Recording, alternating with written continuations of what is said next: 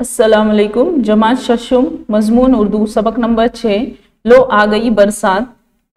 Urdu YouTube के Urdu plus channel पर हम इस सबक का मुताला करने वाले हैं जो आपकी दरसी किताब के सफ़ा नंबर 18 से 20 पर मौजूद है। सबसे पहले आपको बताया जा रहा है पहली बात मतलब आपको ये बताया जा रहा है कि इस सबक में किसके ताल्लुक से हम बात करने वाले हैं। तो ये जो आपको ग्रीन बॉक्स जो दिखाया गया है इसमें इस इक्तबास के ताल्लुक से जो लफ्ज हैं उसके मानी बताए गए हैं जो आपको आपकी बयाज में भी लिखना है। आमतौर पर तीन मौसम मशहूर हैं, सर्दी, गर्मी और बरसात। ये तीनों मौसम के बारे में आप सब जानते हैं। सेहत व तंदुरुस्ती के लिए सर्दी का मौसम मशहूर है। हालांकि इस मौसम में सर्दी से बचने के लिए हम गर्म कपड़ों में दुबके रहते हैं। सर्दी का मौसम इसलिए कहा गया है क्योंकि सर्दी का मौसम ऐसा होता है जिसमें हर चीज जो है बआसानी फराहम हो जाती है, इसलिए सर्दी के मौसम को जो है सेहत व तंदुरुस्ती का मौसम कहा गया है। और भले ही हम उस सर्दी के मौसम में जो है गर्म कपड़े यानी आपके स्वेटर्स, जर्किंग वगैरह पहनकर हम दुबके होते हैं यानी पहनकर घूमते रहते हैं, फिर भी सर्दी का मौसम जो है बहुत फायदेमंद है। गर्मी के मौसम को आमतौर पर पसंद नहीं किया जाता, ताहम तलबा को गर्मियों की छुट्टियों का बेचैनी से इंतजार रहता है। गर्मी का मौसम जल्द ही किसी को पसंद नहीं आता, लेकिन जो तलबा होते हैं यानी जैसे आप जैसे जो स्टूडेंट्स होते हैं, सबको पता है कि गर्मी के मौसम में क्या होती है, छुट्टियां होती है। इसलिए जो तलबा है, जो स्टूडेंट है, उनको ये जो मौसम है या गर्मी का मौसम छुट्टियों की वजह से जो है पसंद आता है। किसानों के लिए बारिश का मौसम बहुत अहम है। बारिश के आते ही वो बुआई का काम में जुट जाते हैं। हर मौसम के अपने फवायद और कुछ नुकसानात हैं। बताइए आपको कौन सा मौसम पसंद है। अब जैसे कि उन्होंने बताया है, मुसन्निफ ने पहली बात में हमें ये बताया जा रहा है कि सर्दी का मौसम जो है सेहत व तंदुरुस्ती के लिए है। गर्मी का मौसम तलबा को बेचैनी से उसका इंतजार रहता है क्योंकि उसमें छुट्टियां आने वाली रहती हैं। उसी तरह से जो किसान होते हैं वो बारिश के मौसम का इंतजार करते हैं ताकि वो अपने खेतों में जो है बुवाई कर सके, मतलब अनाज जो है बो सके। और हर मौसम के अपने फायदे और नुकसानात है। हर मौसम का कुछ फायदे भी हैं और कुछ नुकसान भी हैं। इस सबक में बारिश के मौसम का कुछ इस अंदाज से बयान किया गया है कि वो ये मौसम अपनी परेशानियों के बावजूद हमें खूबसूरत नजर आता है। जैसे कि आपको अगर बरसात के मौसम पर मजमून लिखने के लिए कहा गया तो आप यही लिखोगे कि चारों तरफ हरियाली है, पानी ही पानी है, इस तरीके की कुछ लाइंस होंगी। लेकिन यहाँ पर जो इस सबक में जो बयान की गई है बरसात के मौसम में क्या होता है, कैसे होता है, वो कुछ अलग है, कुछ मतलब हटकर है। उसका मुताला हम करेंगे। सबसे पहले जान पहचान यानी हम मुसन्निफ के बारे में जानेंगे। जैसे कि मैंने अभी पिछली स्लाइड पर भी कहा आपको कि जो ग्रीन कलर का बॉक्स है उसमें आपको इस इक्तबास के मतलब हम जो इक्तबास पढ़ रहे हैं उस इक्तबास के ताल्लुक से आपको अल्फाज मानी दिए गए हैं। तो मशहूर मज़ा निगार मुश्तबा हुसैन 15 जुलाई 1936 को गुलबर्गा में पैदा हुए। गुलबर्गा एक मुकाम है। इनकी इब्तदाई तालीम वालिद साहब की निगरानी में घर पर हुई। पहले इब्तदाई तालीम घर पर ही होती थी, उसे प्राइमरी तालीम कहते हैं, यानी पहली से चौथी तक की तालीम जिसमें बच्चों को लिखना और पढ़ना सिखाया जाता है। तो उन्होंने जो वो तालीम थी अपने वालिद की निगरानी में हासिल की। उन्होंने उस्मानिया यूनिवर्सिटी से बीए किया। माविन मुदीर की हैसियत से अखबारों में मुलाजमत की और कॉलम भी लिखे। उस्मानिया यूनिवर्सिटी ये जो है बहुत बड़ी इदारा होता है पढ़ाई के ताल्लुक से। बीए डिग्री होती है और माविन का मतलब होता है मददगार, मुदीर का मतलब होता है अखबार लिखने वाला। तो उन्होंने अखबारों में भी मुलाजमत की, मतलब वहां पर भी काम किया और अखबारों में भी उन्होंने लिखा था। इनके तंजिया व मज़ाहिया मज़ामीन, खाकों और सफ़रनामों के कई मजमुए मंजरे आम पर आ चुके हैं। तो तंजिया मतलब जिसमें हंसी मजाक के मौजू होते हैं, ऐसे मौजू उन्होंने लिखे, ऐसे चीज़ों के बारे में लिखा। खाकों और सफ़रनामों, तो उन्होंने जो जो सफ़र किए उनके बारे में जो इस किताब में लिखा या जिस कॉलम में लिखा तो उसको हम सफ़रनामे कहेंगे। मजमुए मतलब उनके सब खाकों और सफ़रनामों को एक जगह जमा कर जो एक किताब बनाई गई उससे कहेंगे मजमुआ। तो मंजर आम पर आना यानी लोगों के सामने आना। इनकी तख्लीकात मतलब इन्होंने कौन कौन सी किताबें लिखी, तख्लीक की जमा है तख्लीकात। हिंदी, अंग्रेजी, रूसी, जापानी वगैरह जबानों में तर्जुमा की जा चुकी है। मतलब इन्होंने जो जो किताबें लिखी उन उर्दू में वो किताबें तो है मौजूद, लेकिन उर्दू के बजाय उन्हें हिंदी, अंग्रेजी, रूसी, जापानी किताबों में भी उन जबानों का तर्जुमा किया जा चुका है। हुकूमत हिंद ने उन्हें पद्मश्री के एजाज से नवाजा, ये बहुत बड़ा अवार्ड है। कथा कलाम, सफर, लख्त लख्त, जापान चलो और आदमी नामा इनकी मशहूर तसानीफ है। मुश्तबा हुसैन का इंतकाल 27 मई 2020 को हैदराबाद में हुआ। तो ये जो पद्मश्री अवार्ड था, वो अवार्ड जिसे हम इनाम कहते हैं, हुकूमत हिंद यानी भारत सरकार ने उन्हें ये इनाम से नवाजा है। और ये सब उनकी किताबों के नाम है, मशहूर तसानीफ मतलब जो उन्होंने किताबें लिखी। उनका इंतकाल 27 मई 2020 को हैदराबाद में हुआ। खबर देना। अब आपका सबक जो है वो शुरू हो रहा है। लीजिए जनाब, आ गई बरसात, लेकिन जरा ठहरिए, बरसात के आने की इत्तला हम क्यों दें? बरसात तो अपनी आमद का ऐलान खुद कर देती है। यही तो वो मौसम है जो इस शान से आता है कि लगता है किसी बादशाह की सवारी आ रही है। अब क्या कह रहे हैं कि जैसे कि मैंने आपको कहा कि अगर आपको बरसात के मौसम पर मजमून लिखने के लिए कहा गया तो ज्यादातर मजमून जो है एक जैसे होंगी, कुछ लाइन्स एक जैसी होंगी, लेकिन इन्होंने जो बरसात के मौसम का जिक्र किया है वो कुछ अलग है। तो शुरुआत ही हो रही है कि लीजिए जनाब, कि आ गई बरसात लेकिन जरा ठहरिए, मतलब वो कह रहे हैं कि लीजिए जनाब, मतलब आपसे मुखातिब है कि बरसात तो आ रही है। तो फिर वापस वही सवाल वो खुद से कर रहे हैं कि हम उसकी इत्तला, यानी वो आ रही है, हम ये क्यों कहें? वो खुद अपने आमद, मतलब वो जब आती है तो खुद ही ऐलान कर देती है कि मैं आ रही हूँ। यही तो वो मौसम है, इस शान से आता है कि लगता है कि किसी बादशाह की सवारी आ रही है। तो वो ये कह रहे हैं कि यही वो मौसम है कि ऐसा लगता है जैसे बादशाह आने से पहले आपने देखा होगा कि क्या किया जाता है, बताया जाता है कि बादशाह जो है आने वाले हैं ढोल और नकारों के जरिए। उसी तरह से ये जो बरसात का मौसम है वो भी ये कर देता है, ऐलान कर देता है कि मैं आ रही हूँ।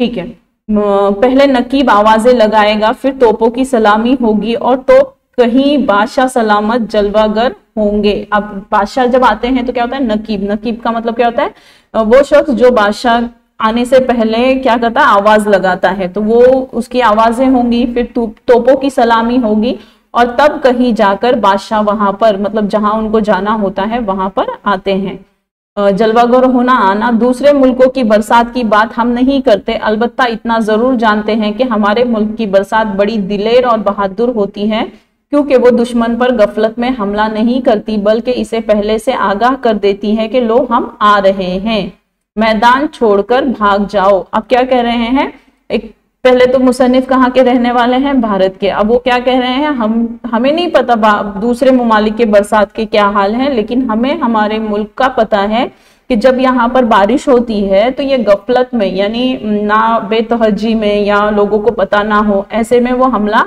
नहीं करती। हमला करने से मुराद यहाँ पर आना, वो जो है जब आती है तब लोगों को आगाह कर देती। तो किस तरीके से आगाह करती है, ताकि मैदान छोड़कर भाग जाओ, मतलब यहाँ पर उनका कहना है कि जब बारिश आ रही है तो आप एक जगह पर आराम से हिफाजत के साथ क्या हो जाओ, खड़े हो जाओ, बारिश में भीगो नहीं। दूसरे ये कि हमारी बरसात बड़ी जहीन और चालाक होती है, क्योंकि ये इसी वक्त आती है जब आप घर से बाहर हो और जब आपके पास छतरी भी ना हो।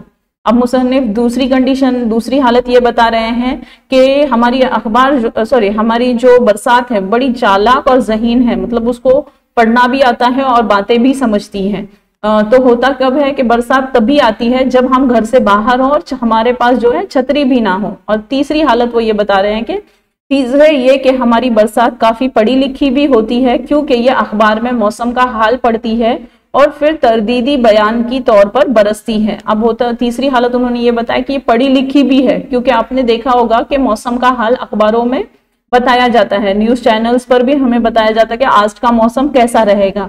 लेकिन होता यह है कि उस मौसम के जैसे बताया जाता है, मतलब कुछ वक्त में ऐसा होता है कि उस मौसम जिस तरह से बताया गया है वैसा नहीं होता।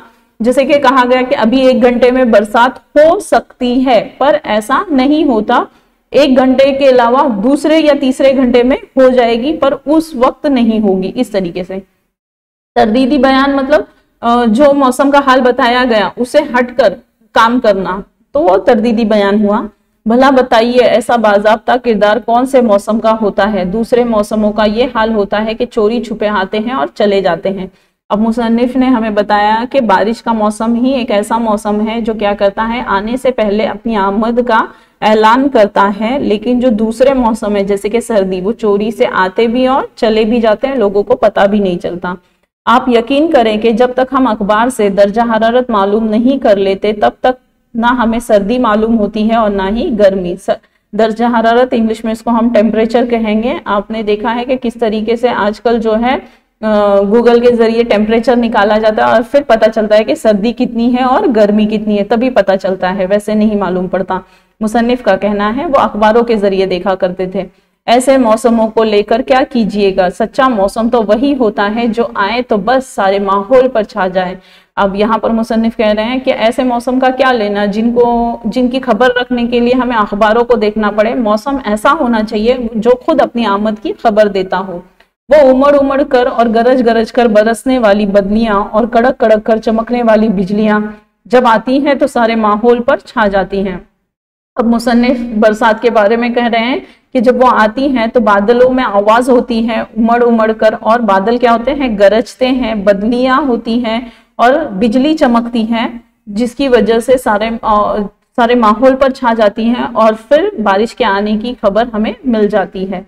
बरसात का मौसम बड़ी उम्मीदों वाला मौसम होता है। जब हम छोटे थे और कभी रात को घनगरज के साथ तूफानी बारिश होती तो हम सारी रात बिस्तर में पड़े पड़े अपने दिल में उस उम्मीद को परवान चढ़ाया करते थे कि सुबह जब हम स्कूल जाएं तो पता चले कि सारा स्कूल तुग्यानी में बह गया है। अब क्या कह रहे हैं, बरसात का मौसम एक तो आने से पहले क्या होता है उसके बारे में मुसन्निफ ने आपको बताया।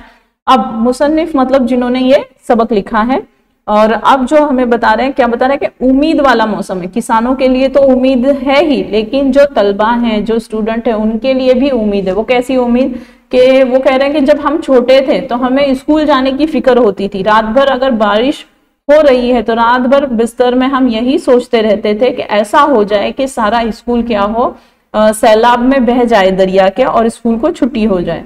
स्कूल के साथ साथ सारे टीचर भी अपनी छड़ियों समेत बह गए हैं और सारी किताबें भी बह गई हो। मतलब ये क्या कर रहे हैं, तालीम से, इल्म से अपनी छुट्टी चाह रहे हैं।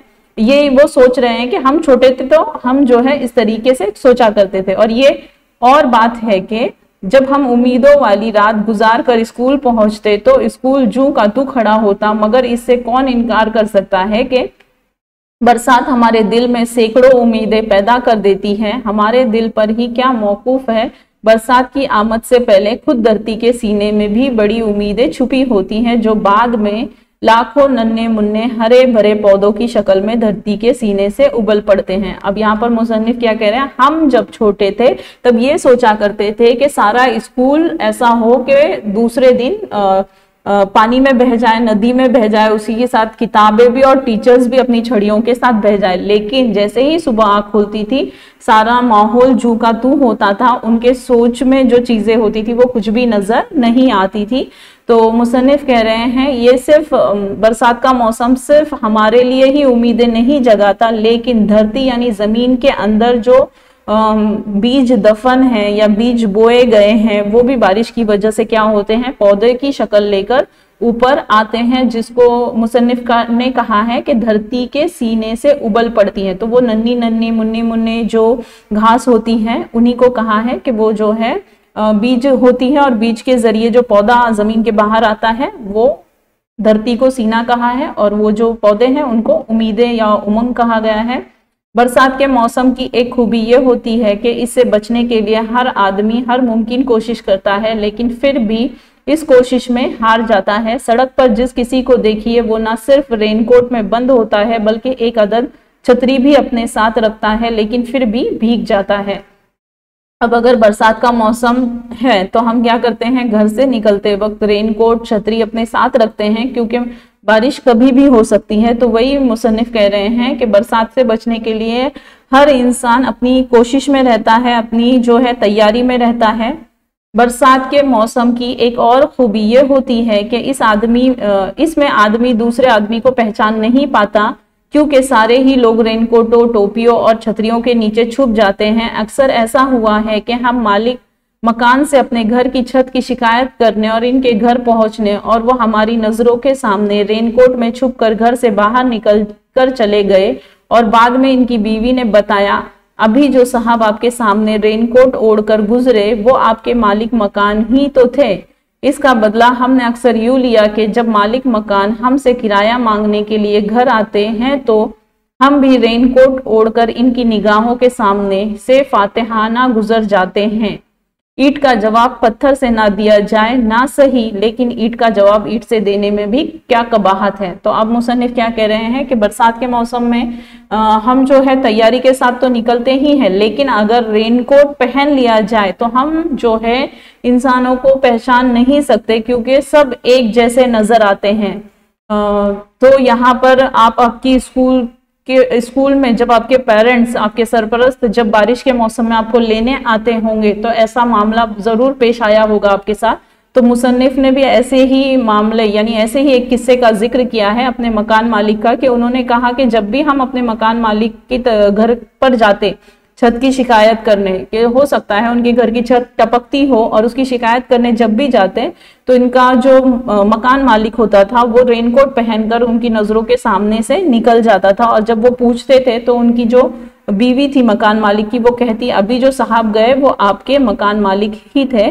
तो मुसन्निफ का कहना है कि जब वो हमारे साथ इस तरीके को अपनाते थे तो हम भी क्या करते थे, उसी का बदला लेने के लिए हम भी अपना रेनकोट ओढ़कर उनकी निगाहों के सामने से फातिहाना गुजरना, मतलब फतेहमंदाना, यानी हमने उनको चकमा दे दिया है, इस तरीके से वो गुजर जाते। तो ईंट का जवाब पत्थर से देना ये एक मुहावरा है, मतलब जिसने आपके साथ जैसा किया उसको उससे ज्यादा देना, तो किसी बुराई का जवाब और ज्यादा बुराई से देना। जैसे कि आप ग्रीन वाले बॉक्स में आपको जैसे कि कहा गया कि हर इक्तबास के ताल्लुक से वहां पर अल्फाज मानी मौजूद है। हमने हर बरसात में मकान बदलने की पूरी कोशिश की, लेकिन पिछली बरसात के एक वाक़े के बाद हमने ये कोशिश तर्क कर दी। हुआ यूं कि एक रात लगातार और धुआंधार बरसात होती रही और इसके साथ ही हमारे मकान की छत भी टपकती रही। हम सारी रात भीगते रहे। दूसरे दिन हमने तैयार कर लिया कि अब मकान बदल के रहेंगे। 100 मकान की तलाश में एक मोहल्ले में पहुंचे और एक पनवारी से पूछा, क्यों भाई, क्या तुम्हारे मोहल्ले में कोई मकान खाली है? अब मुसन्निफ क्या कह रहे हैं कि छत की शिकायत हमेशा से रही कि छत टपकती रही, तो अब मुसन्निफ ने ये तय कर लिया कि अब जो है हम दूसरा मकान जो है तलाश कर ही रहेंगे। और तय करते हुए वो जो है मकान की तलाश में निकल गए और फिर उसके बाद जो है एक दूसरे मोहल्ले में पहुंचे। वहां पर पनवारी यानी पान जो बनाते हैं उनको कहते हैं पनवाड़ी से पूछा कि इस मोहल्ले में कोई मकान खाली है? तो पनवाड़ी बोला बाबूजी, एक मकान खाली तो था मगर आपने यहाँ आने में पूरे 6 घंटों की ताखीर कर दी। अब क्या कहना है पनवाड़ी के मकान तो खाली था लेकिन आप 6 घंटे लेट हो गए हैं। हो सकता है वो मकान किसी और ने ले लिया हो, पर ऐसा नहीं है। हमने पूछा क्या वो मकान किराए पर उठ गया? मुसन्निफ को भी वही महसूस हुआ कि किराए पे चला गया होगा। तो इस पर वो बोला, नहीं बाबूजी, कल रात की धुआंधार बरसात की वजह से अभी 6 घंटे पहले वो मकान गिर गया। अगर आप 6 घंटे पहले आते तो आपको जरूर मिल जाता। इस वाक़े के बाद भला किसी की शामत आई है कि वो नया मकान तलाश करे। लिहाजा अब हम बरसात की आमद से पहले खांसी, नज़ला और जुकाम की दवाओं का स्टॉक जमा कर लेते हैं और इस तरह इस छत का मुकाबला करते हैं। अब मुसन्निफ क्या कह रहे हैं, जब वो पनवाड़ी से गुफ्तगू हुई तो पनवाड़ी ने क्या कहा, अगर 6 घंटे पहले आते तो मिल जाता, क्योंकि 6 घंटे पहले ही उस मकान की छत जो है वो क्या हो गई है, ढह गई है। तो मुसन्निफ कह रहे हैं शामत आई थी जो ऐसे हम घर तलाश करेंगे, अगर हम होते तो क्या होता था, जानी व माली दोनों किस्म का नुकसान होता था। तो अब मुसन्निफ का कहना है कि हमने जो तय किया था कि मकान तलाश कर रखेंगे, अब वो इरादा हमने तर्क कर दिया, मतलब छोड़ दिया। अब जो छत टपक रही है उसका सामना करने के लिए खांसी, नज़ला और जुकाम की दवाओं का स्टॉक, मतलब पहले से उनकी तैयारी में रहना और छत का भी मुकाबला कर रहे थे।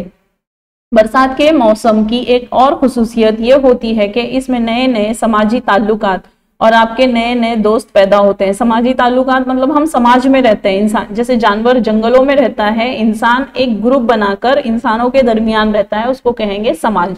और समाजी ताल्लुकात मतलब क्या होता है कि हम जिस ग्रुप के साथ रहते हैं उसमें हमारा लेन देन चलते रहता है। मतलब किसी चीज की जरूरत अगर हमें पड़ती है तो हम दूसरों से लेते हैं, और दूसरों को किसी चीज की जरूरत पड़ती है तो हम उनको देते हैं। तो इस तरह से ये, तो अब बारिश के मौसम में किस तरह से समाजी ताल्लुक बनता है देखिए।